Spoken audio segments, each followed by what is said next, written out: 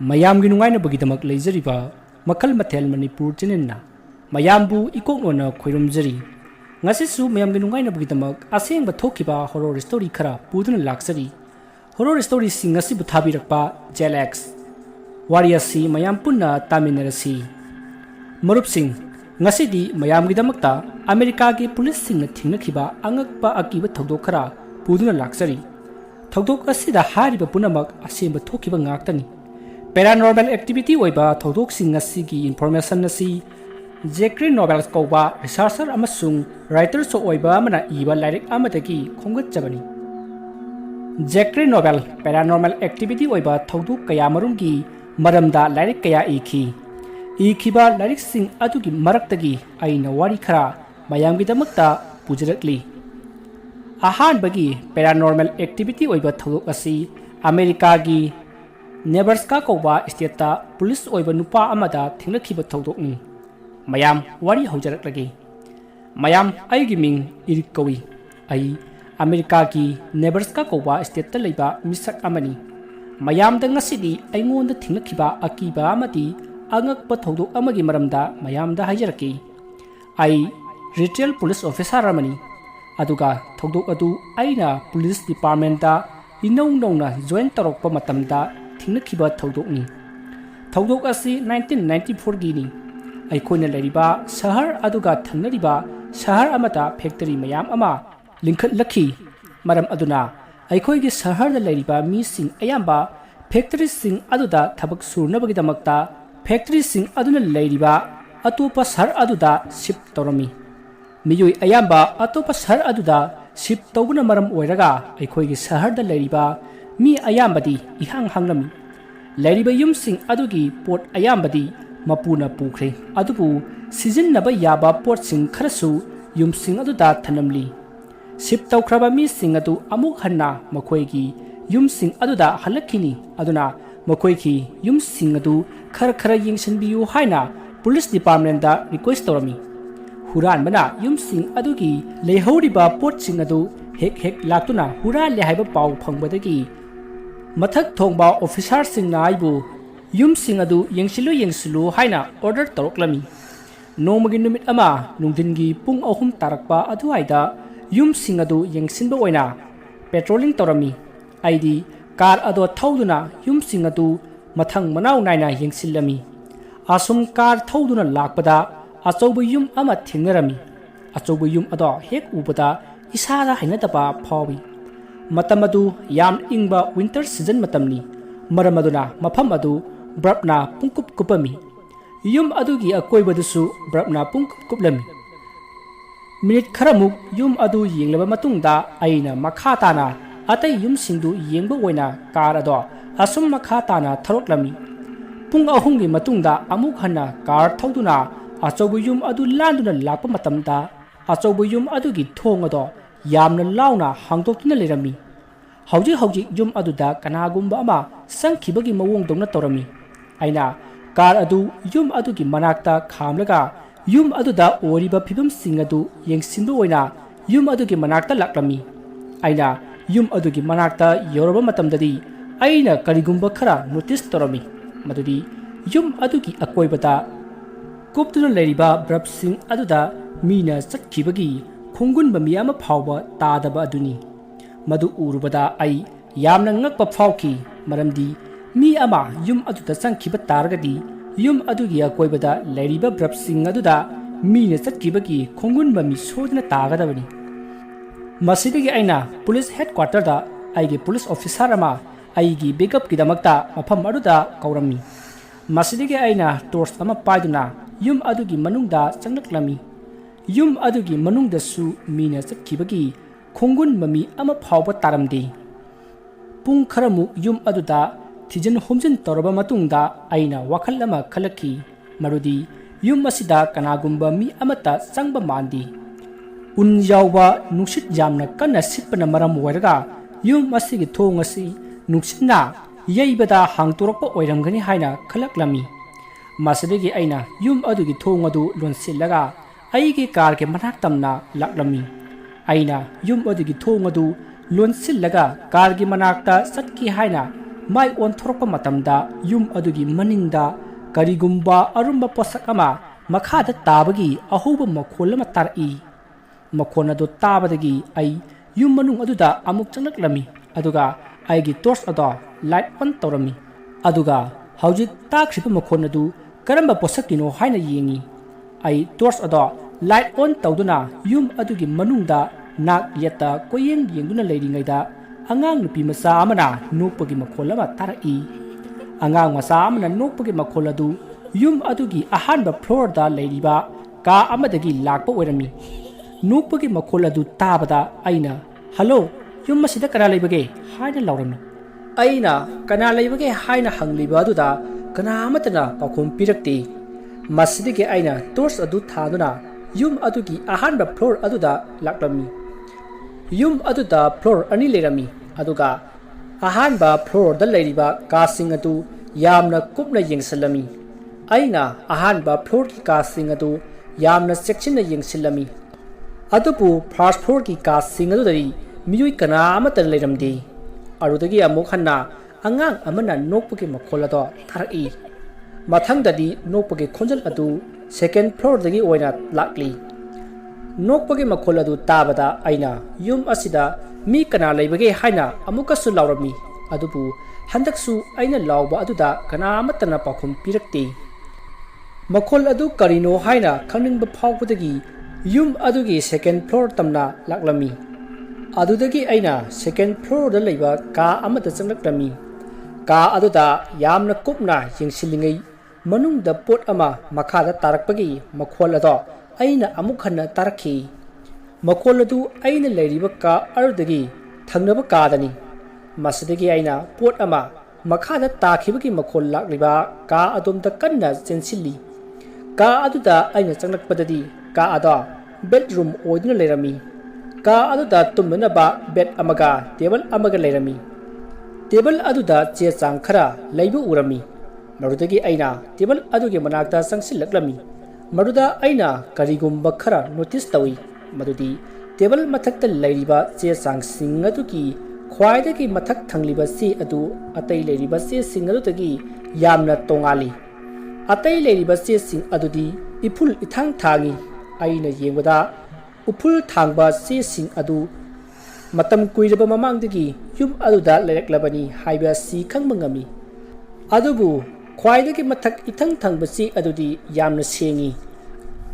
amot akai upul amata thangdi aina yengwada haujik se adu kanagumba amana table mathakta thanambagum malami se ado aina yengluba matamdadi se adu angangi lairik amagi semai ama wairami semai aduda police officer ama yiklega lerami yamna ngakpa amana semai aduda yikliba yawriba police officer adugi dress adu aina seliba dress aduga chap manai aduga yengbadasu police officer adugi masak adu aiga sakka chap manai semai de yikliba drawing adu ubada ai yamna ngakpa phawki asumna asum wakhal tawringaida khanghoudana angang amana nokpagi makhol ado amukka hanna taraklami handakti nokpagi makhol adu aigi hek maningdagi laklami khonjal adu tarubada ai pakhatpa kibai heman khibana sor maning mamang samnadri mastigi aina aigi nongmai ado satora ai aduga khonglei thuna tungdo on thoroktuna kana lege haina yengi adubu aina tong on thoklaga yengma matamdari kana amata leiramdi tung on thorokpa aduda kana amata leiramdaba aduda ai pakhatpa kibai heman khibana yum adudagi senthoraki marupsing masini america ge police amana thingnakhiba angakpa akiba thodok amagi wari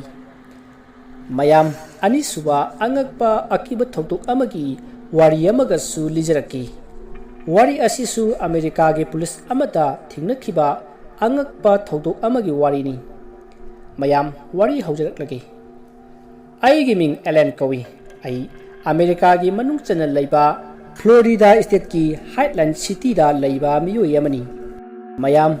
ngasidi aingonda thokhiba yamna ngakpa akiba thodok amagi wari lijaraki ai highland city ki matai wairapna mafam amada police officer ama woduna ꯃꯐꯝ ꯑꯗꯨꯗ ꯂꯩꯔꯝꯃꯤ꯫ ꯃꯌꯥꯝꯗ ꯉꯁꯤ ꯂꯤꯖꯒꯗꯕ ꯑꯉꯛꯄ ꯑꯀꯤꯕ ꯊꯧꯗꯣꯛ ꯑꯁꯤ ꯉꯁꯤꯗꯒꯤ ꯆꯍꯤ 9ꯃꯨꯛꯀꯤ ꯃꯃꯥꯡꯗ ꯗ꯭ꯌꯨꯇꯤ ꯇꯧꯔꯤꯉꯩ ꯃꯅꯨꯡꯗ ꯊꯦꯡꯅꯈꯤꯕ ꯊꯧꯗꯣꯛꯀꯤ ꯋꯥꯔꯤꯅꯤ꯫ ꯃꯌꯥꯝ, ꯑꯩꯅ ꯂꯩꯔꯤꯕ ꯃꯐꯝ ꯑꯗꯨ ꯇꯨꯔꯦꯜ ꯑꯃꯗꯤ ꯎ ꯃꯔꯥꯡ ꯀꯥꯏꯅ ꯍꯧꯕ ꯎꯃꯪꯗꯧꯅ ꯇꯧꯕ ꯀꯌꯥꯅ ꯄꯨꯡꯀꯣꯏ ꯀꯣꯏꯁꯤꯜꯂꯤ꯫ ꯑꯗꯨꯒꯤꯁꯨ ꯃꯊꯛꯇ ꯋꯤꯟꯇꯔ ꯁꯤꯖꯟ ꯑꯣꯏꯕꯅ ꯃꯐꯝ ꯑꯗꯨ ꯎꯟꯅ ꯄꯨꯡꯀꯨꯞ ꯀꯨꯞꯄꯤ ꯑꯃꯗꯤ ꯌꯥꯝꯅ ꯀꯥ ꯍꯦꯟꯅ ꯏꯪꯕ ꯍꯥꯏꯕꯗꯨ ꯑꯣꯏ꯫ ꯀꯅꯥꯒꯨꯝꯕꯅ ꯃꯐꯝ ꯑꯁꯤꯒꯤ ꯀꯥ ꯍꯦꯟꯅ ꯏꯪꯕ ꯑꯁꯤꯗ ꯆꯦꯛꯁꯤꯟꯗꯕ ꯇꯥꯔꯒꯗꯤ ꯃꯍꯥꯛꯀꯤ ꯑꯣꯏꯅ ꯊꯋꯥꯏ ꯃꯥꯡꯅꯕꯒꯤ ꯃꯔꯝ ꯑꯣꯏꯒꯅꯤ꯫ ꯐꯔꯦ ꯃꯌꯥꯝ, ꯊꯧꯗꯣꯛ ꯑꯃꯒꯤ ꯋꯥꯔꯤ ꯑꯩ ꯂꯤꯖꯔꯛꯀꯦ꯫ ꯊꯧꯗꯣꯛ ꯑꯗꯨꯅ ꯄꯨꯟꯁꯤꯗ ꯑꯃꯨꯛꯇ ꯑꯀꯤꯕ ꯐꯥꯎꯔꯛꯇ꯭ꯔꯤꯕ ꯑꯩꯕꯨ ꯅꯝꯗꯨꯅ ꯑꯩꯒꯤ ꯄꯨꯛꯅꯤꯡ ꯋꯥꯈꯜꯗ ꯑꯀꯤ ꯇꯨꯖꯨꯡꯕ ꯐꯥꯎꯍꯟꯈꯤ꯫ ꯋꯥꯔꯤ ꯑꯁꯤ ꯉꯁꯤꯗꯒꯤ ꯆꯍꯤ 9ꯃꯨꯛꯀꯤ ꯃꯃꯥꯡꯒꯤ ꯋꯥꯔꯤꯅꯤ꯫ ꯃꯇꯝ ꯑꯗꯨ ꯅꯕꯦꯝꯕꯔ ꯊꯥꯅꯤ꯫ ꯃꯇꯝ ꯑꯗꯨꯗ ꯑꯩꯈꯣꯏꯅ ꯂꯩꯔꯤꯕ ꯖꯒꯥ ꯑꯗꯨꯗ ꯌꯥꯝꯅ ꯎꯟ ꯃꯀꯨꯞ ꯃꯀꯨꯞ ꯇꯥꯗꯨꯅ ꯄꯨꯡꯀꯨꯞ ꯀꯨꯞꯂꯝꯃꯤ ꯑꯗꯨꯒ ꯌꯥꯝꯅꯁꯨ ꯏꯪꯂꯝꯃꯤ꯫ ꯅꯣꯡꯃ ꯅꯨꯃꯤꯗꯥꯡ ꯑꯃ ꯄꯨꯂꯤꯁ ꯍꯦꯗꯀ꯭ꯋꯥꯔꯇꯔꯗ ꯀꯝꯄ꯭ꯂꯦꯟ ꯀꯣꯜ ꯑꯃ ꯂꯥꯛꯈꯤ꯫ ꯀꯝꯄ꯭ꯂꯦꯟ ꯀꯣꯜ ꯑꯗꯨꯅ ꯍꯥꯏꯔꯤꯕꯁꯤ ꯑꯄꯤꯛꯄ ꯅꯨꯄꯤ ꯃꯆꯥ ꯑꯃ ꯋꯥꯇꯔꯐꯣꯜ ꯑꯃꯗ ꯁꯥꯟꯅꯗꯨꯅ ꯂꯩꯔꯦ ꯍꯥꯏꯅ ꯀꯝꯄ꯭ꯂꯦꯟ ꯇꯧꯔꯛꯈꯤ꯫ ꯋꯥꯗꯨ ꯇꯥꯕꯗ ꯑꯩ ꯅꯨꯄꯤ ꯃꯆꯥ ꯑꯗꯨꯒꯤ ꯈꯟꯕꯗ ꯌꯥꯝꯅ ꯊꯋꯥꯏ ꯋꯥꯔꯝꯃꯤ꯫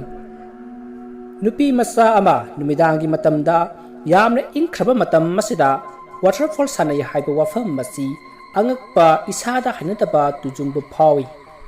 ꯑꯩꯗꯤ ꯅꯨꯄꯤ ꯃꯆꯥ ꯑꯗꯨꯒꯤ ꯈꯟꯕꯗ ꯊꯋꯥꯏ ꯌꯥꯝꯅ ꯋꯥꯔꯝꯃꯤ꯫ ꯃꯔꯝꯗꯤ ꯅꯨꯄꯤ ꯃꯆꯥ ꯑꯗꯨꯅ ꯏꯪꯈ꯭ꯔꯕ ꯏꯪꯊꯝꯊꯥ ꯃꯇꯝ ꯑꯁꯤꯗ ꯋꯥꯇꯔꯐꯣꯜ ꯃꯅꯥꯛꯇ ꯁꯥꯟꯅꯔꯤꯕꯗꯨ ꯏꯪꯕꯅ ꯃꯁꯥ ꯑꯗꯨ ꯆꯤꯡꯁꯤꯟꯗꯨꯅ ꯁꯤꯕ ꯌꯥꯕꯒꯤ ꯆꯥꯟꯁ ꯌꯥꯝꯅ ꯋꯥꯡꯉꯤ ꯍꯥꯏꯅ ꯈꯟꯕꯗ ꯊꯋꯥꯏ ꯌꯥꯝꯅ ꯋꯥꯖꯔꯝꯃꯤ꯫ ꯀꯔꯤꯒꯨꯝꯕ ꯅꯨꯄꯤ ꯃꯆꯥ ꯑꯗꯨ ꯋꯥꯇꯔꯐꯣꯜ ꯑꯗꯨꯗ ꯇꯥꯈꯤꯕ ꯇꯥꯔꯒꯗꯤ ꯅꯨꯄꯤ ꯃꯆꯥ ꯑꯗꯨꯒꯤ ꯍꯛꯆꯥꯡ ꯑꯗꯨ ꯊꯤꯕ ꯐꯪꯂꯔꯣꯏ꯫ ꯃꯔꯝꯗꯤ ꯋꯥꯇꯔꯐꯣꯜ ꯑꯗꯨ ꯌꯥꯝꯅ ꯂꯨꯕ ꯍꯥꯏꯕꯗꯨ ꯑꯣꯏ꯫ ꯃꯗꯨꯅ ꯅꯨꯄꯤ ꯃꯆꯥ ꯑꯗꯨꯒꯤ ꯍꯛꯆꯥꯡ ꯑꯗꯨ ꯋꯥꯇꯔꯐꯣꯜ ꯑꯗꯨꯗ ꯑꯃꯨꯛ ꯍꯟꯅ ꯊꯤꯕ ꯐꯪꯂꯔꯣꯏ꯫ ꯑꯩꯒꯤꯁꯨ ꯏꯆꯥꯅꯨꯄꯤ ꯑꯃꯈꯛ ꯂꯩꯖꯩ꯫ ꯑꯗꯨꯅ ꯑꯩꯁꯨ ꯈꯪꯏ ꯅꯨꯄꯤ ꯃꯆꯥ ꯑꯗꯨꯒꯤ ꯃꯃꯥ ꯃꯄꯥꯅ ꯃꯈꯣꯏꯒꯤ ꯃꯆꯥꯅꯨꯄꯤ ꯑꯗꯨ ꯅꯨꯃꯤꯗꯥꯡꯒꯤ ꯃꯇꯝꯗ ꯈꯪꯍꯧꯗꯅ ꯃꯥꯡꯈ꯭ꯔꯕꯗꯤ ꯃꯈꯣꯏꯒꯤ ꯄꯨꯛꯅꯤꯡ ꯋꯥꯈꯜꯗ ꯀꯌꯥꯃꯨꯛ ꯋꯥꯔꯝꯒꯅꯤ ꯍꯥꯏꯕꯗꯣ ꯑꯩ ꯇꯁꯦꯡꯅ ꯈꯪꯏ꯫ ꯃꯁꯤꯗꯒꯤ ꯑꯩꯅ ꯄꯨꯂꯤꯁ ꯑꯣꯐꯤꯁꯥꯔ ꯑꯃ ꯂꯣꯏꯅꯗꯨꯅ ꯅꯨꯄꯤ ꯃꯆꯥ ꯑꯗꯨ ꯁꯥꯟꯅꯗꯨꯅ ꯂꯩꯕꯗꯨ ꯎꯈꯤ ꯍꯥꯏꯅ ꯀꯝꯄ꯭ꯂꯦꯟ ꯂꯥꯛꯈꯤꯕ ꯋꯥꯇꯔꯐꯣꯜ ꯃꯅꯥꯛ ꯑꯗꯨ ꯇꯝꯅ ꯂꯥꯛꯈꯤ꯫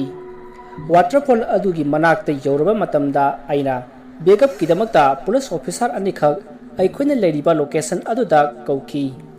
ꯋꯥꯇꯔꯐꯣꯜ ꯑꯗꯨꯒꯤ ꯃꯅꯥꯛꯇ ꯌꯧꯔꯕ ꯃꯇꯨꯡꯗ ꯑꯩꯈꯣꯏꯅ ꯄꯥꯏꯔꯛꯄ ꯇꯣꯔꯆ ꯂꯥꯏꯠꯁꯤꯡ ꯑꯗꯨ ꯂꯥꯏꯠ ꯑꯣꯟ ꯇꯧꯗꯨꯅ ꯅꯨꯄꯤ ꯃꯆꯥ ꯑꯗꯨꯕꯨ ꯊꯤꯕ ꯍꯧꯔꯛꯂꯝꯃꯤ꯫ ꯅꯥꯄꯤ ꯃꯣꯡꯁꯣꯡ, ꯎꯔꯛ ꯋꯥꯔꯛ, ꯎ ꯋꯥ ꯃꯌꯥꯝ ꯑꯃꯒꯤ ꯃꯔꯛꯇ ꯅꯨꯄꯤ ꯃꯆꯥ ꯑꯗꯨ ꯂꯩꯕ꯭ꯔꯥ ꯍꯥꯏꯅ ꯇꯣꯔꯆ ꯀꯥꯞꯇꯨꯅ ꯊꯤꯔꯝꯃꯤ꯫ ꯑꯗꯨꯕꯨ ꯅꯨꯄꯤ ꯃꯆꯥ ꯑꯗꯨꯗꯤ ꯊꯤꯕ ꯐꯪꯂꯝꯗꯦ꯫ ꯑꯩꯅ ꯑꯃꯗꯤ ꯑꯩꯒ ꯂꯥꯛꯃꯤꯟꯅꯔꯤꯕ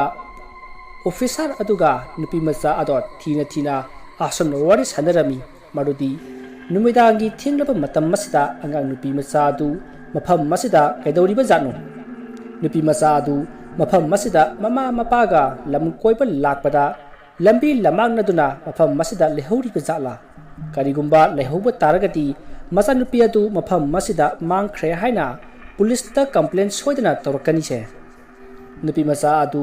ꯃꯌꯨꯝꯗꯒꯤ ꯂꯣꯟꯅ ꯇꯨꯃꯤꯟꯅ ꯃꯐꯝ ꯑꯁꯤꯗ ꯆꯦꯜꯂꯛꯈꯤꯕꯖꯥꯠꯂꯥ ꯅꯠꯇ꯭ꯔꯒ ꯃꯌꯨꯝꯗꯒꯤ ꯃꯃꯥ ꯃꯄꯥꯅ ꯇꯥꯟꯊꯣꯔꯛꯂꯤꯕꯖꯥꯠꯂꯥ? ꯀꯔꯤ ꯃꯔꯝꯕꯨ ꯂꯩꯔꯤꯕꯖꯥꯠꯅꯣ? ꯅꯨꯄꯤ ꯃꯆꯥ ꯑꯃ ꯅꯨꯃꯤꯗꯥꯡꯒꯤ ꯊꯦꯡꯈ꯭ꯔꯕ ꯏꯪꯈ꯭ꯔꯕ ꯃꯇꯝ ꯑꯁꯤꯗ ꯋꯥꯇꯔꯐꯣꯜ ꯃꯅꯥꯛ ꯑꯁꯤꯗ ꯀꯩꯗꯧꯔꯝꯂꯤꯕꯖꯥꯠꯅꯣ? ꯑꯁꯨꯝꯅ ꯋꯥꯈꯜꯁꯨ ꯇꯧꯔꯝꯃꯤ꯫ ꯋꯥꯔꯤ ꯑꯁꯤ ꯁꯥꯟꯅꯅ ꯅꯨꯄꯤ ꯃꯆꯥ ꯑꯗꯨ ꯊꯤꯔꯤꯉꯩꯗ ꯑꯩꯒ ꯂꯥꯛꯃꯤꯟꯅꯔꯤꯕ ꯑꯣꯐꯤꯁꯥꯔ ꯑꯗꯨꯅ ꯑꯩꯉꯣꯟꯗ ꯂꯥꯎꯔꯛꯂꯝꯃꯤ꯫ "ꯑꯦꯂꯦꯟ, ꯑꯁꯤꯗꯒꯤꯁꯤ ꯌꯦꯡꯉꯣ" ꯍꯥꯏꯅ꯫ ꯑꯩꯒ ꯂꯥꯛꯃꯤꯟꯅꯔꯤꯕ ꯑꯣꯐꯤꯁꯥꯔ ꯑꯗꯨꯅ ꯋꯥꯇꯔꯐꯣꯜ ꯑꯗꯨꯗ ꯃꯥꯒꯤ ꯃꯈꯨꯠ ꯑꯗꯨ ꯊꯤꯜꯂꯛꯏ꯫ ꯑꯩ ꯋꯥꯇꯔꯐꯣꯜ ꯑꯗꯨꯗ ꯌꯦꯡꯂꯨꯕ ꯃꯇꯝꯗꯗꯤ ꯆꯍꯤ 11 ꯂꯣꯝꯒꯤ ꯑꯉꯥꯡ ꯅꯨꯄꯤ ꯃꯆꯥ ꯑꯃ ꯋꯥꯇꯔꯐꯣꯜ ꯂꯣꯝꯗꯒꯤ ꯑꯩꯈꯣꯏ ꯇꯝꯅ ꯂꯥꯛꯄꯗꯣ ꯎꯔꯝꯃꯤ꯫ ꯅꯨꯄꯤ ꯃꯆꯥ ꯑꯗꯨ ꯑꯉꯧꯕ ꯋꯥꯏꯠ ꯃꯆꯨꯒꯤ ꯐꯤꯔꯣꯜ ꯁꯦꯠꯂꯤ꯫ ꯅꯨꯄꯤ ꯃꯆꯥ ꯑꯗꯨ ꯎꯔꯨꯕꯗ ꯑꯩ ꯑꯃꯗꯤ ꯑꯩꯒ ꯂꯥꯛꯃꯤꯟꯅꯕ ꯄꯨꯂꯤꯁ ꯑꯣꯐꯤꯁꯥꯔ ꯑꯗꯨ ꯑꯩꯈꯣꯏ ꯑꯅꯤ ꯉꯛꯄꯗ ꯂꯣꯏꯈ꯭ꯔꯦ꯫ ꯃꯔꯝꯗꯤ ꯅꯨꯄꯤ ꯃꯆꯥ ꯑꯗꯨ ꯋꯥꯇꯔꯐꯣꯜ ꯇꯥꯔꯝꯗꯥꯏꯒꯤ ꯌꯥꯝꯅ ꯂꯨꯗꯕ ꯇꯨꯔꯦꯟ ꯑꯣꯏ ꯀꯔꯤ ꯑꯣꯏꯅ ꯂꯩꯕ ꯑꯗꯨꯗꯒꯤ ꯏꯁꯤꯡꯗ ꯁꯥꯟꯅꯔꯨꯕ ꯃꯥꯜꯂꯤ꯫ ꯃꯥꯒꯤ ꯐꯤꯔꯣꯜꯁꯤꯡ ꯑꯗꯨ ꯄꯨꯡꯆꯣꯠ ꯆꯣꯠꯂꯤ꯫ ꯑꯗꯨꯒꯤꯁꯨ ꯃꯊꯛꯇ ꯎꯟ ꯇꯥꯕ ꯑꯁꯨꯛ ꯏꯪꯈ꯭ꯔꯕ ꯃꯇꯝꯁꯤꯗ ꯑꯁꯨꯛ ꯏꯪꯈ꯭ꯔꯕ ꯏꯁꯤꯡ ꯑꯁꯤꯗ ꯂꯨꯞꯄꯕ ꯃꯤ ꯑꯃ ꯍꯥꯏꯕꯁꯤ ꯍꯤꯡꯕ ꯑꯣꯏꯊꯣꯛꯇꯕꯅꯤ ꯑꯗꯨꯗꯒꯤ ꯃꯐꯤ ꯃꯔꯣꯜꯁꯤꯡꯅ ꯄꯨꯡꯆꯣꯠ ꯆꯣꯠꯂꯕ ꯅꯨꯄꯤ ꯃꯆꯥ ꯑꯗꯨ ꯎꯕꯗ ꯑꯩꯅ ꯑꯩꯒꯤ ꯏꯆꯥꯅꯨꯄꯤ ꯑꯗꯨ ꯅꯤꯡꯁꯤꯡꯂꯛꯈꯤ ꯀꯔꯤꯒꯤꯅꯣ ꯈꯪꯗꯦ ꯅꯨꯄꯤ ꯃꯆꯥ ꯑꯗꯨꯒꯤ ꯈꯟꯕꯗ ꯊꯋꯥꯏ ꯌꯥꯝꯅ ꯋꯥꯔꯝꯃꯤ ꯃꯗꯨꯗꯒꯤ ꯑꯩꯅ ꯅꯨꯄꯤ ꯃꯆꯥ ꯑꯗꯨꯒꯤ ꯃꯅꯥꯛꯇ ꯆꯠꯂꯝꯃꯤ ꯅꯨꯄꯤ ꯃꯆꯥ ꯑꯗꯨꯒꯤ ꯃꯅꯥꯛꯇ ꯌꯧꯔꯕ ꯃꯇꯝꯗ ꯑꯩꯅ ꯑꯩꯒꯤ ꯈꯨꯠ ꯑꯗꯨ ꯇꯤꯡꯊꯣꯛꯇꯨꯅ ꯅꯨꯄꯤ ꯃꯆꯥ ꯑꯗꯨꯗ ꯍꯥꯏꯔꯝꯃꯤ ꯀꯤꯒꯅꯨ ꯅꯨꯄꯤ ꯃꯆꯥ ꯑꯩ ꯄꯨꯂꯤꯁ ꯑꯣꯐꯤꯁꯥꯔ ꯑꯃꯅꯤ ꯅꯪꯅ ꯂꯤꯠꯂꯤꯕ ꯐꯨꯔꯤꯠ ꯐꯤꯔꯣꯜ ꯑꯗꯨ ꯏꯁꯤꯡꯅ ꯄꯨꯡꯆꯣꯠ ꯆꯣꯠꯂꯤ ꯏꯪꯕꯁꯤꯗ ꯅꯍꯥꯛ ꯁꯣꯏꯗꯅ ꯅꯥꯔꯅꯤ ꯑꯩꯈꯣꯏꯒ ꯄꯨꯟꯅ ꯆꯠꯃꯤꯟꯅꯔꯁꯤ ꯂꯥꯛꯑꯣ ꯑꯔꯨꯝꯕ ꯑꯊꯥꯕ ꯐꯤꯔꯣꯜ ꯍꯣꯡꯗꯣꯛꯄ ꯅꯠꯇ꯭ꯔꯕꯗꯤ ꯅꯍꯥꯛ ꯏꯪꯕꯅ ꯂꯣꯏꯔꯅꯤ ꯑꯁꯨꯝꯅ ꯑꯩꯅ ꯅꯨꯄꯤ ꯃꯆꯥ ꯑꯗꯨꯗ ꯍꯥꯏꯔꯝꯃꯤ ꯑꯩꯅ ꯍꯥꯏꯕ ꯑꯗꯨꯗ ꯅꯨꯄꯤ ꯃꯆꯥ ꯑꯗꯨꯅ ꯀꯔꯤꯒꯨꯝꯕ ꯄꯥꯎꯈꯨꯝ ꯑꯃꯠꯇ ꯄꯤꯔꯛꯇꯦ ꯃꯇꯝ ꯑꯗꯨꯗ ꯕꯦꯛꯑꯞꯀꯤꯗꯃꯛꯇ ꯀꯧꯈꯤꯕ ꯄꯨꯂꯤꯁ ꯑꯣꯐꯤꯁꯥꯔ ꯑꯅꯤ ꯑꯗꯨꯁꯨ ꯋꯥꯇꯔꯐꯣꯜ ꯃꯅꯥꯛꯇ ꯑꯩꯈꯣꯏꯅ ꯂꯩꯔꯤꯕ ꯃꯐꯝ ꯑꯗꯨꯗ ꯌꯧꯁꯤꯜꯂꯛꯂꯝꯃꯤ ꯃꯗꯨꯗꯒꯤ ꯑꯣꯐꯤꯁꯥꯔ ꯑꯅꯤ ꯑꯗꯨꯁꯨ ꯑꯩꯅ ꯂꯩꯔꯤꯕ ꯃꯐꯝ ꯑꯗꯨꯗ ꯂꯥꯛꯇꯨꯅ ꯅꯨꯄꯤ ꯃꯆꯥ ꯑꯗꯨꯗ ꯃꯨꯟꯅ ꯌꯦꯡꯗꯨꯅ ꯂꯩꯔꯝꯃꯤ ꯅꯨꯄꯤ ꯃꯆꯥ ꯑꯗꯨ ꯇꯞꯅ ꯇꯞꯅ ꯑꯩꯒꯤ ꯏꯅꯥꯛ ꯇꯝꯅ ꯂꯥꯛꯂꯝꯃꯤ ꯑꯗꯨꯒ ꯅꯨꯄꯤ ꯃꯆꯥ ꯑꯗꯨꯅ ꯂꯥꯛꯂꯤꯕ ꯂꯝꯕꯤ ꯑꯗꯨ ꯈꯔ ꯉꯝꯃꯤ ꯃꯁꯤꯗꯒꯤ ꯑꯩꯅ ꯅꯨꯄꯤ ꯃꯆꯥ ꯑꯗꯨ ꯑꯩꯒꯤ ꯏꯅꯥꯛ ꯅꯛꯅ ꯌꯧꯔꯕ ꯃꯇꯝꯗ ꯑꯩꯅ ꯃꯥꯒꯤ ꯃꯈꯨꯠ ꯑꯗꯣ ꯆꯤꯡꯈꯠꯄꯤꯒꯦ ꯍꯦꯛ ꯇꯧꯕꯒ ꯅꯨꯄꯤ ꯃꯆꯥ ꯑꯗꯨ ꯑꯩꯒꯤ ꯏꯃꯥꯡꯃꯛꯇꯗ ꯈꯪꯍꯧꯗꯅ ꯃꯥꯡꯈꯤ ꯑꯩ ꯃꯌꯥꯝꯗ ꯇꯁꯦꯡꯅ ꯍꯥꯏꯖꯔꯤꯕꯅꯤ ꯅꯨꯄꯤ ꯃꯆꯥ ꯑꯗꯨ ꯑꯩꯒꯤ ꯏꯃꯥꯡꯃꯛꯇꯗ ꯈꯪꯍꯧꯗꯅ ꯃꯥꯡꯈꯤ ꯅꯨꯄꯤ ꯃꯆꯥ ꯑꯗꯨ ꯃꯥꯡꯈꯤꯕꯒꯤ ꯃꯑꯣꯡ ꯑꯗꯨ ꯅꯨꯄꯤ ꯃꯆꯥ ꯑꯗꯨꯒꯤ ꯍꯛꯆꯥꯡ ꯑꯗꯨ ꯆꯨꯝꯅ ꯃꯤꯑꯣꯏꯕꯒꯤ ꯍꯛꯆꯥꯡ ꯑꯣꯏꯗꯕꯤꯗ ꯅꯨꯡꯁꯤꯠꯅ ꯁꯥꯕ ꯍꯛꯆꯥꯡꯗꯧꯅ ꯇꯧꯔꯒ ꯃꯥꯡꯈꯤꯕꯒꯨꯝꯕꯅꯤ ꯑꯩ ꯑꯃꯗꯤ ꯑꯩꯒ ꯂꯥꯛꯃꯤꯟꯅꯔꯤꯕ ꯄꯨꯂꯤꯁ ꯑꯣꯐꯤꯁꯥꯔꯁꯤꯡꯅꯁꯨ ꯅꯨꯄꯤ ꯃꯆꯥ ꯑꯗꯨꯅ ꯈꯪꯍꯧꯗꯅ ꯃꯥꯡꯈꯤꯕꯗꯣ ꯃꯈꯣꯏꯁꯨ ꯃꯃꯤꯠꯃꯛꯅ ꯎꯍꯧꯔꯝꯃꯤ ꯑꯩꯈꯣꯏ ꯄꯨꯝꯕ ꯀꯔꯤꯅꯣ ꯃꯐꯝ ꯑꯁꯤꯗ ꯑꯩꯈꯣꯏ ꯃꯌꯥꯝꯅ ꯊꯦꯡꯅꯔꯤꯕ ꯄꯨꯝꯕꯁꯦ ꯍꯥꯏꯅ ꯋꯥꯈꯜꯗ ꯆꯃꯝꯅꯕ ꯑꯃ ꯐꯥꯎꯔꯝꯃꯤ ꯊꯧꯗꯣꯛ ꯑꯁꯤꯅ ꯑꯩ ꯑꯃꯗꯤ ꯑꯩꯒ ꯂꯥꯛꯃꯤꯟꯅꯔꯤꯕ ꯄꯨꯂꯤꯁ ꯑꯣꯐꯤꯁꯥꯔꯁꯤꯡꯒꯤ ꯄꯨꯛꯅꯤꯡ ꯋꯥꯈꯜꯗ ꯑꯀꯤꯕ ꯇꯨꯖꯨꯡꯕ ꯀꯌꯥ ꯐꯥꯎꯍꯟꯈꯤ ꯆꯍꯤ ꯑꯅꯤꯃꯨꯛ ꯂꯩꯔꯕ ꯃꯇꯨꯡꯗ ꯄꯨꯂꯤꯁ ꯍꯦꯗꯀ꯭ꯋꯥꯔꯇꯔꯗ ꯀꯝꯄ꯭ꯂꯦꯟ ꯑꯃ ꯑꯃꯨꯛ ꯂꯥꯛꯈꯤ ꯀꯝꯄ꯭ꯂꯦꯟ ꯑꯗꯨꯗ ꯍꯥꯏꯔꯤꯕꯁꯤ ꯀꯅꯥꯒꯨꯝꯕ ꯆꯍꯤ 18 ꯂꯣꯝꯒꯤ ꯅꯨꯄꯤ ꯃꯆꯥ ꯑꯃ ꯋꯥꯇꯔꯐꯣꯜ ꯃꯅꯥꯛꯇ ꯁꯥꯟꯅꯗꯨꯅ ꯂꯩꯕ ꯑꯃ ꯎꯈꯤ ꯍꯥꯏꯅ ꯀꯝꯄ꯭ꯂꯦꯟ ꯇꯧꯔꯛꯈꯤ ꯀꯝꯄ꯭ꯂꯦꯟ ꯇꯧꯔꯛꯂꯤꯕ ꯃꯤ ꯑꯗꯨꯅ ꯍꯥꯏꯔꯤꯕꯁꯤ ꯃꯍꯥꯛꯅ ꯑꯉꯥꯡ ꯅꯨꯄꯤ ꯃꯆꯥ ꯑꯗꯨꯒꯤ ꯃꯇꯦꯡ ꯄꯥꯡꯒꯦ ꯍꯥꯏꯅ ꯅꯨꯄꯤ ꯃꯆꯥ ꯑꯗꯨꯒꯤ ꯃꯅꯥꯛꯇ ꯆꯪꯂꯨꯕ ꯃꯇꯝꯗ ꯅꯨꯄꯤ ꯃꯆꯥ ꯑꯗꯣ ꯈꯪꯍꯧꯗꯅ ꯃꯥꯡꯈꯤ ꯍꯥꯏꯕꯁꯤꯅꯤ ꯃꯁꯤꯗꯒꯤ ꯍꯥꯏꯠꯂꯥꯏꯟ ꯁꯤꯇꯤꯗ ꯂꯩꯔꯤꯕ ꯃꯤꯑꯣꯏꯁꯤꯡꯅ ꯋꯥꯔꯤ ꯑꯁꯦ ꯌꯥꯝꯅ ꯄꯥꯛ ꯆꯥꯎꯅ ꯁꯟꯗꯣꯔꯛꯈꯤ ꯑꯗꯨꯗꯤ ꯋꯥꯇꯔꯐꯣꯜ ꯑꯗꯨꯗ ꯑꯉꯥꯡ ꯅꯨꯄꯤ ꯃꯆꯥ ꯑꯃꯒꯤ ꯊꯋꯥꯏ ꯑꯃ ꯃꯐꯝ ꯑꯗꯨꯗ ꯄꯟꯗꯨꯅ ꯂꯩꯔꯤ ꯍꯥꯏꯅ ꯌꯥꯝꯅ ꯄꯥꯛ ꯆꯥꯎꯅ ꯁꯟꯗꯣꯛꯅꯔꯛꯈꯤ ꯅꯨꯄꯤ ꯃꯆꯥ ꯑꯗꯨꯒꯤ ꯊꯋꯥꯏ ꯑꯗꯨ ꯋꯥꯇꯔꯐꯣꯜ ꯃꯐꯝ ꯑꯗꯨꯗ ꯀꯝꯗꯧꯅ ꯂꯩꯈꯤꯕꯅꯣ ꯑꯗꯨꯒ ꯅꯨꯄꯤ ꯃꯆꯥ ꯑꯗꯨꯅ ꯄꯥꯝꯂꯤꯕꯁꯤ ꯀꯔꯤꯅꯣ ꯍꯥꯏꯕꯁꯤ ꯍꯧꯖꯤꯛ ꯐꯥꯎꯕ ꯀꯅꯥ ꯑꯃꯠꯇꯅ ꯈꯪꯕ ꯉꯝꯗ꯭ꯔꯤ ꯑꯅꯤꯁꯨꯕ ꯋꯥꯔꯤ ꯑꯁꯤ ꯃꯇꯥꯡ ꯑꯁꯤꯗ ꯂꯣꯏꯖꯔꯤ ꯃꯌꯥꯝ ꯍꯣꯇꯦꯜꯒꯤ ꯀꯥ ꯑꯃꯗ ꯇꯝꯅꯕꯒꯤ CCTV ꯀꯦꯃꯦꯔꯥꯗ ꯔꯦꯀꯣꯔꯗ ꯇꯧꯈꯤꯕ ꯚꯤꯗꯤꯑꯣ ꯑꯃ ꯄꯨꯖꯔꯛꯂꯤ ꯃꯁꯤꯒꯤ ꯚꯤꯗꯤꯑꯣ ꯑꯁꯤ ꯃꯄꯥꯟ ꯂꯝꯒꯤꯅꯤ ꯃꯁꯤꯒꯤ ꯚꯤꯗꯤꯑꯣ ꯐꯨꯇꯦꯖ ꯑꯁꯤ ꯁꯦꯞꯇꯦꯝꯕꯔ 14, 2003ꯗ ꯍꯣꯇꯦꯜ ꯁꯦꯀ꯭ꯌꯨꯔꯤꯇꯤꯒꯤ CCTV ꯀꯦꯃꯦꯔꯥꯗ ꯔꯦꯀꯣꯔꯗ ꯇꯧꯈꯤꯕꯅꯤ ꯃꯁꯤꯒꯤ ꯚꯤꯗꯤꯑꯣ ꯑꯁꯤ ꯑꯦꯗꯤꯠ ꯇꯧꯕ ꯅꯠꯆꯗꯦ ꯔꯤꯑꯦꯜ ꯚꯤꯗꯤꯑꯣ ꯑꯗꯨꯅꯤ ꯍꯣꯇꯦꯜ ꯑꯗꯨꯒꯤ ꯁꯦꯀ꯭ꯌꯨꯔꯤꯇꯤ ꯍꯦꯗꯀ꯭ꯋꯥꯔꯇꯔꯗꯒꯤ ꯍꯣꯇꯦꯜ ꯑꯁꯤꯒꯤ ꯔꯨꯝ ꯅꯝꯕꯔ 209ꯒꯤ ꯀꯥ ꯑꯁꯤ ꯃꯤ ꯂꯩꯅꯗꯦ ꯍꯥꯏꯗꯨꯅ ꯁꯣꯔ ꯂꯣꯟꯁꯤꯜꯂꯒ ꯊꯅꯝꯕꯅꯤ ꯑꯗꯨꯕꯨ ꯁꯣꯔ ꯂꯣꯟꯁꯤꯟꯕ ꯀꯥ ꯑꯁꯤꯒꯤ ꯃꯅꯨꯡꯗ ꯀꯅꯥꯒꯨꯝꯕ ꯃꯤ ꯑꯃꯅ ꯂꯥꯎꯕꯒꯤ ꯑꯃꯗꯤ ꯃꯅꯨꯡꯗ ꯄꯣꯠ ꯆꯩ ꯂꯪꯕꯒꯤ ꯃꯈꯣꯜ ꯇꯥꯏ ꯍꯥꯏꯗꯨꯅ ꯃꯅꯨꯡꯗ ꯀꯅꯥ ꯂꯩꯕꯒꯦ ꯑꯃꯨꯛꯇ ꯌꯦꯡꯉꯨ ꯍꯥꯏꯅ ꯍꯣꯇꯦꯜ ꯑꯗꯨꯒꯤ ꯁꯦꯀ꯭ꯌꯨꯔꯤꯇꯤ ꯑꯣꯏꯕ ꯃꯤꯑꯣꯏ ꯑꯃꯗ ꯏꯟꯐꯣꯔꯃꯦꯟ ꯇꯧꯔꯝꯃꯤ ꯑꯗꯨꯗꯒꯤ ꯁꯦꯀ꯭ꯌꯨꯔꯤꯇꯤ ꯅꯨꯄꯥ ꯑꯗꯨ ꯔꯨꯝ ꯅꯝꯕꯔ 209ꯒꯤ ꯃꯄꯥꯗ ꯌꯧꯔꯛꯂꯝꯃꯤ ꯁꯦꯀ꯭ꯌꯨꯔꯤꯇꯤ ꯅꯨꯄꯥ ꯑꯗꯨꯅ ꯍꯦꯛ ꯌꯧꯔꯛꯄꯒ ꯔꯨꯝ ꯅꯝꯕꯔ 209ꯗꯒꯤ ꯀꯅꯥꯒꯨꯝꯕ ꯑꯃꯅ ꯂꯥꯎꯕ ꯈꯣꯡꯕꯒꯤ ꯄꯣꯠ ꯆꯩ ꯂꯪꯕꯒꯤ ꯃꯈꯣꯜ ꯀꯌꯥ ꯇꯥꯔꯝꯃꯤ ꯑꯗꯨꯕꯨ ꯔꯨꯝ ꯑꯗꯨꯗꯤ ꯃꯤ ꯑꯃꯠꯇ ꯂꯩꯅꯗꯦ ꯍꯥꯏꯗꯨꯅ ꯁꯣꯔ ꯂꯣꯟꯗꯨꯅ ꯂꯩꯔꯝꯃꯤ ꯁꯦꯀ꯭ꯌꯨꯔꯤꯇꯤ ꯅꯨꯄꯥ ꯑꯗꯨ ꯃꯅꯨꯡꯗ ꯀꯅꯥ ꯂꯩꯕꯖꯥꯠꯅꯣ ꯍꯥꯏꯅ ꯋꯥꯈꯜ ꯉꯥꯏꯍꯥꯛ ꯇꯧꯏ ꯁꯦꯀ꯭ꯌꯨꯔꯤꯇꯤ ꯅꯨꯄꯥ ꯑꯗꯨꯅ ꯍꯣꯇꯦꯜ ꯑꯗꯨꯒꯤ ꯁꯦꯀ꯭ꯌꯨꯔꯤꯇꯤ ꯍꯦꯗꯀ꯭ꯋꯥꯔꯇꯔꯗ ꯑꯁꯨꯝꯅ ꯏꯟꯐꯣꯔꯃꯦꯟ ꯇꯧꯈꯤ ꯑꯩ ꯊꯣꯡ ꯑꯁꯤ ꯍꯥꯡꯗꯨꯅ ꯃꯅꯨꯡꯗ ꯀꯅꯥ ꯂꯩꯕꯒꯦ ꯍꯥꯏꯕꯗꯣ ꯑꯩ ꯑꯃꯨꯛꯇ ꯌꯦꯡꯒꯦ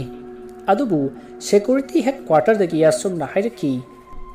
police ta hana informant tawrasi police kauraga police ka punna ka sida sangmin nabana phagani haina khalli nang amukta ngaikho room manung da tariba law khongba pochai langkhaiba khorkaiba asisu yamna creepy oi nang amukta ngaikho madudagi security nupa aduna asumna security headquarters duda asumna haiki ai manung da sanglaga yenglage asi haiduna room adugi so adu hangdaga room manung da sangki room adugi thong adugi hek opposite ta CCTV camera leiribani maduda security nupa aduna room aduda hek sangkibaga ikan kanadana miyoi bagi saban dongna tauba mami sami oina tauba ama room adudagi thoraktuna satki mami sami oina tauba aduna room adudagi hek thokhibaga room adugi manungda law khonglamba pochai langkhaiba khotkaiba punamak lepki security nupa aduna room manungda sanglubada room adugi manungda leiramba pochai punamak langkhai khokaiduna ta taduna koisai chairaga leirami aduga amana bathroom manungda shower adusu mathanta tharaga leirami aduga room manung asidadi kana amata leiramde haina security aduna headquarters da informant tawrakhi masidagi security nupa adu masada akiba phaurakpadagi room adudagi mapanda khonglei thuna thorakhi mayam video adu yengminasi John, do you copy?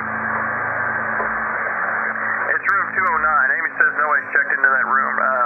and there's reports of screaming coming from that room. Amy, he's on his way down there right now.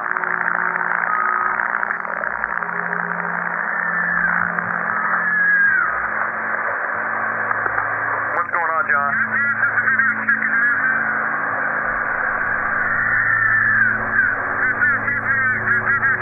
There's no one checked into that room. There should be nobody in there. Wait 1 second, John. Amy, are you there?